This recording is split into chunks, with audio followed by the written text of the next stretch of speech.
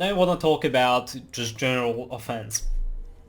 Knowing your enemy and categorizing who you want to focus first is very important. In outnumbered scenarios, you always want to focus the squishiest targets first, because the squishier, the more damage, and the more pressure there will be on you. So why not just go ahead and one-shot that guy, right? And when you have at least one target dead, you can prioritize on maybe the next 2 or 3 people trying to res him. That's even less pressure on you. Now before going up to your enemy, you should always rebuff with Rally, Relentless Focus and Shuffle. That's why people see me just constantly spamming those skills and rebuffing and rebuffing and rebuffing, and they think it's a bad thing, but it's not, because I really don't know how long you're gonna stay in that fight. And Stamblade can stay either from 2 to 3 seconds in the fight, all the way up to 20 seconds for when you're really beating on that main decay, who's just about to die at 20% HP.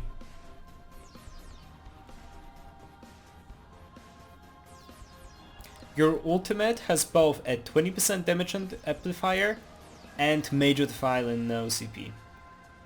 That makes them unable to heal.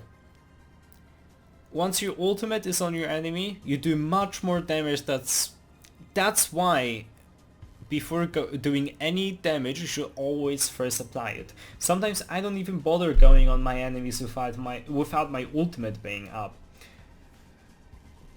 The fact here is that Nightblade has been designed that way, so his offensive class kit is balanced around its ultimate.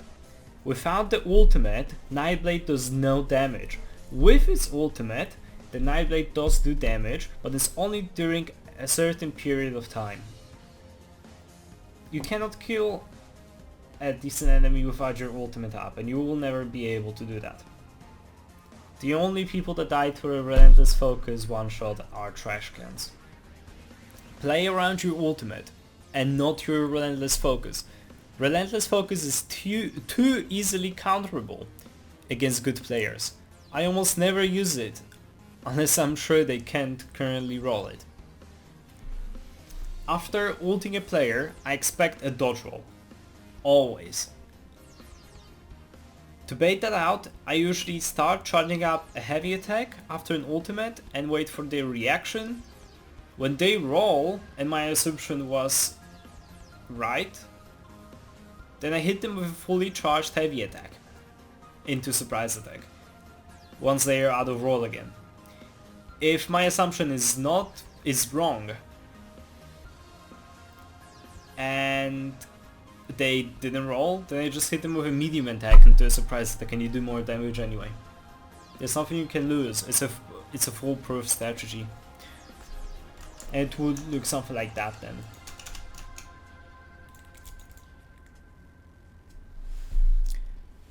Good thing to remember versus your opponents is that you will always do more damage against them. So what you should do is force them on defense, even when they try attacking you. This strategy works super well against classes that try to pressure you constantly, like Templar or DK. Just show them that they can't fight you basically. They do damage, they hit you hard, hit harder. That works especially well against other Stamblades. When they know they can't fight you face to face, you basically won the fight. They hit you with an ult harder. Always slide attack on your back bar, by the way, when you buff up, for some leeching sustain, and so you can stack up your Relentless Focus. It will look something like that. Even when I Vigor, I do a light attack. Even that. Now let's talk about combos. If you don't use Clever Alchemist, use your potions after you incap, sorry. How I usually go into a fight is I light attack for the damage glyph on my back bar, cancel that light attack with a roll and start cloaking. Run up to the enemy and then charge up a heavy attack into ultimate. This combo should do decent amount of damage to most people, and the bad players will buckle down and die. It will look something like that.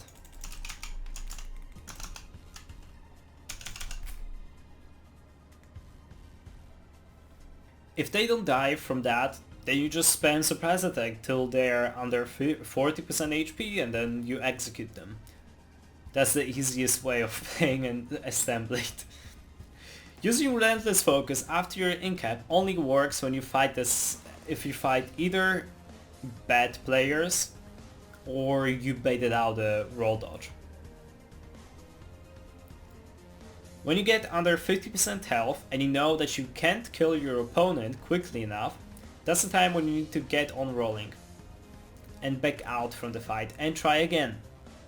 I rarely overextend, and when I do, then only because I know my duel partner can finish them off and let me escape. Or I can get the kill and heal up with Reaper's Mark or similar. Against better players, this combo is very predictable, just what I showed. And if it hits, it will overwhelm them into defense. It won't kill them. But that's only if they are really not careful.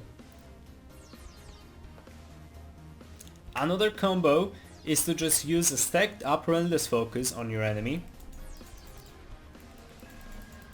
with a charged up heavy attack, but that only ever works on squishy opponents.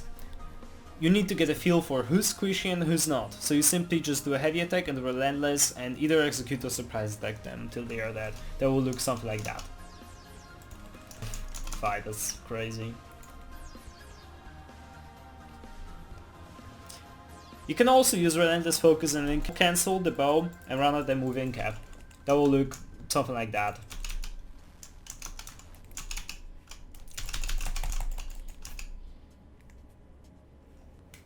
Against good players, you need to play a bit more unpredictable.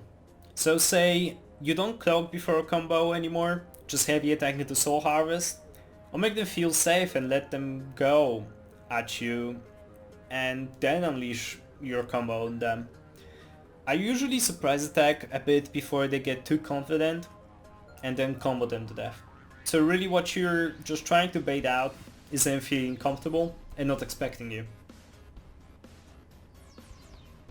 Another trick that works especially well against Dragonknights is letting them ult you and bring you down to about half HP.